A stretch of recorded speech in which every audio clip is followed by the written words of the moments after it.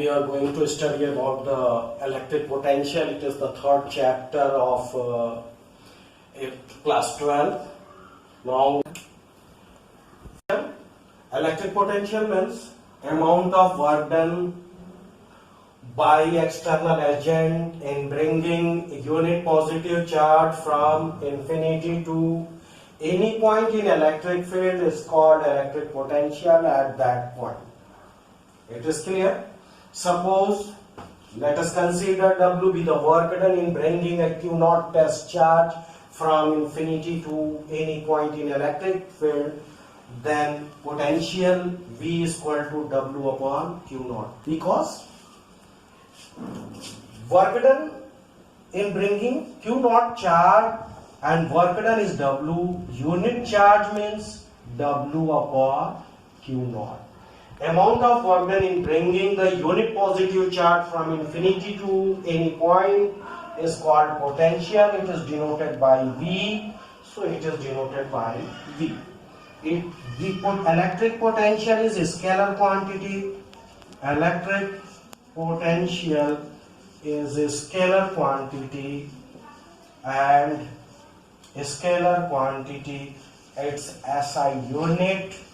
What's the SI unit? SI unit V is equal to W upon Q naught. W is unit is joule and Q unit of Q is coulomb, J per C.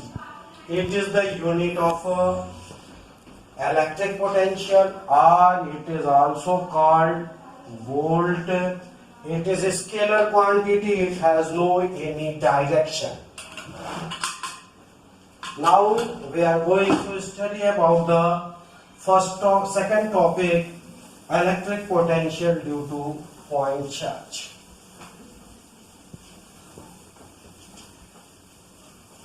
Electric potential due to point charge. Point charge.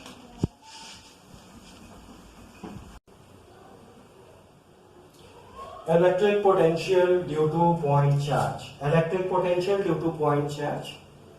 It means, suppose there is a Q charge and a test charge Q naught is bringing from infinity to any point P.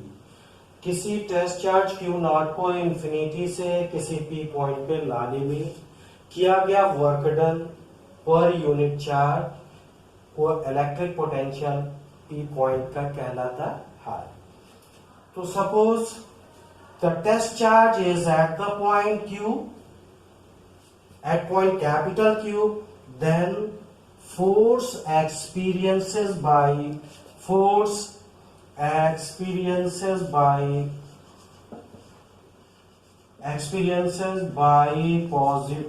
by the test charge Q naught, F is equal to 1 upon 4 pi epsilon 0 Q naught upon distance is, what is the distance? X, so x square. Both have positive charge, दोनों positive है, इसलिए एक दूसरे को क्या करेगा? Same charge हमेशा repel करते, इसलिए इस पे फोर्स किधर लगेगा? इस अवे लगेगा, ये इधर भाग के जाएगा, इस डायरेक्शन में लगेगा, लेकिन पार्टिकल को ले किधर जाना है? At the point P. तो it is clear, the force on test charge Q naught acts repulsion force, and therefore its force acts away, and we want to displace towards the P dx distance towards that side. It makes angle, how many angle? It is 180. Therefore work done is equal to dW is equal to F dot dx, F dx cos 180, because there is 180 force acts against the displacement. Therefore it becomes minus 1 upon 4 pi. It becomes minus F dx. Putting the value of x, F is equal to 1 upon 4 pi epsilon 0 q naught upon x square, and already there is dx. Amount of work done in bringing the test charge from infinity to point P. What's the distance? It is at the distance infinity and point P is at the distance r. So work done is equal to q naught upon 4 pi epsilon 0. Whenever we put the x in upward, then put minus x square and dx from infinity to r. Integrate the above equation. So you will get q naught upon 4 pi epsilon 0. Integration of x to the power minus 2 means adding 1 and divided by same power from infinity to r. Already minus sign is there. It becomes minus q naught upon 4 pi epsilon 0 and x to the power minus 1 upon minus this minus cancel infinity to r. तो now w is equal to we can also write, हम इसको इस तरह से भी लिख सकते हैं कि 4 पाई एप्सिलॉन 0 और ये माइनस पावर है तो इसको रेसिप्रोकली हम ऐसे भी लिख सकते हैं ना, infinity to r. Putting upper limit and lower limit. Upper limit is q naught upon 4 pi epsilon 0. First in place of x put the r. पहले अपर लिमिट क्या है r, तो x की जगह पे r पुट करेंगे.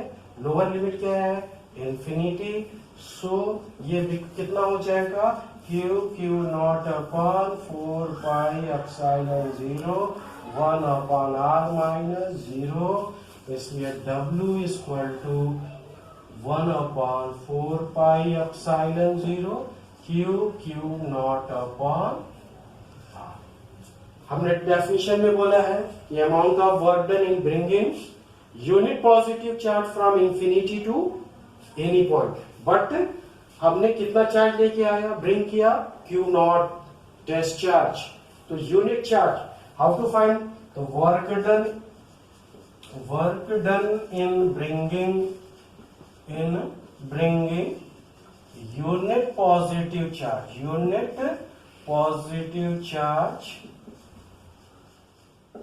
How to find the work done in unit positive charge, तो v is equal to w upon q naught. Because क्योंकि हमने q नॉट चार्ज लाने में किया गया वर्क डन w, तो एक लाने में तो w अपॉन q नॉट, और यूनिट चार्ज को लाने में किया गया वर्क डन क्या कहलाता है, पोटेंशियल. इसलिए v is equal to 1 upon 4 pi epsilon 0 q upon r.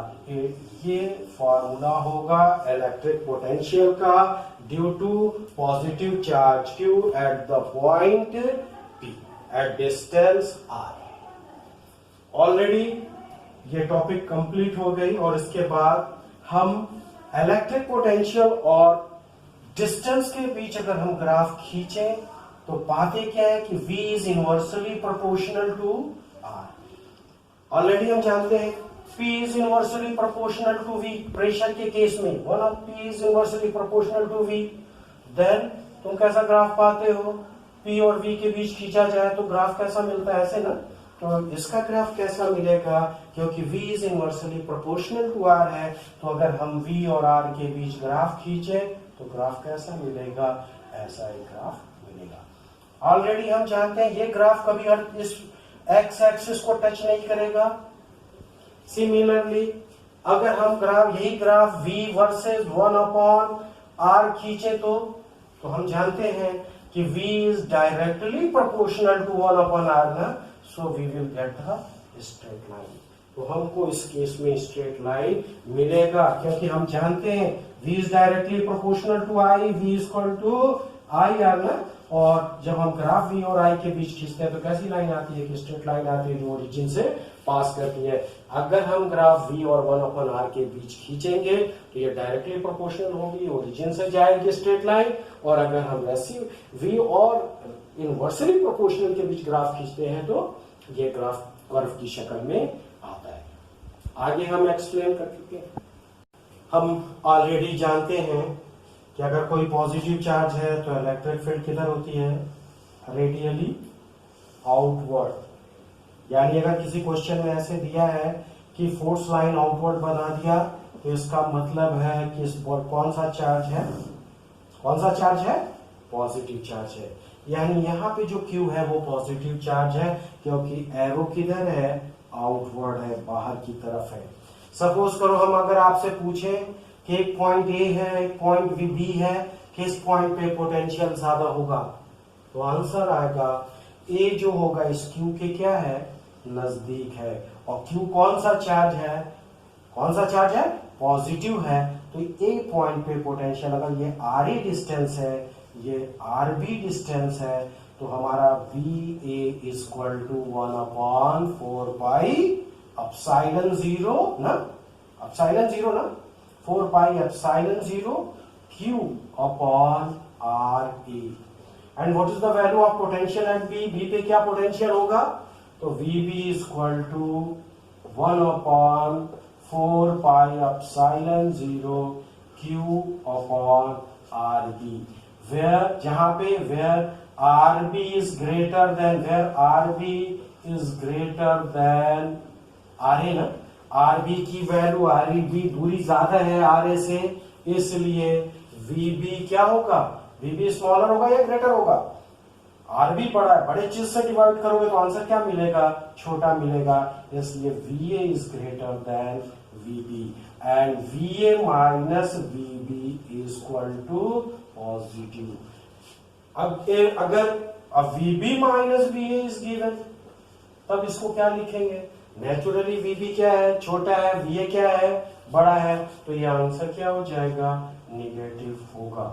इसी तरह से अगर इसी क्वेश्चन में एरो आउटवर्ड के बजाय इनवर्ट कर देता, इनवर्ट मीन्स अंदर की तरफ एरो बना देता, अगर अंदर की तरफ एरो बनाता तो ये चार्ज कौन सा होता, इनवर्ट किस में होता है, तो आंसर आता निगेटिव चार्ज में एरो इनवर्ट होता है। उस केस में यानी Q पॉजिटिव के बजाय निगेटिव होता, तब वी ए की value minus Q upon R A, और ये भी वैल्यू क्या होती, माइनस Q अपॉन बी। यानी V इस केस में वी ए निगेटिव -10, तो ये अगर वी ए की वैल्यू 10 है, -10 है, ये छोटा है, -1 है, लेकिन -10 is smaller than, -10 is smaller than -8। इस केस में VB इज ग्रेटर देन क्या हो जाएगा, VA का होगा, क्योंकि दोनों निगेटिव है और numeric value magnitude of B smaller than the mod of A। So VB is greater than VA and VB minus VA is equal to positive and VA minus VB is negative.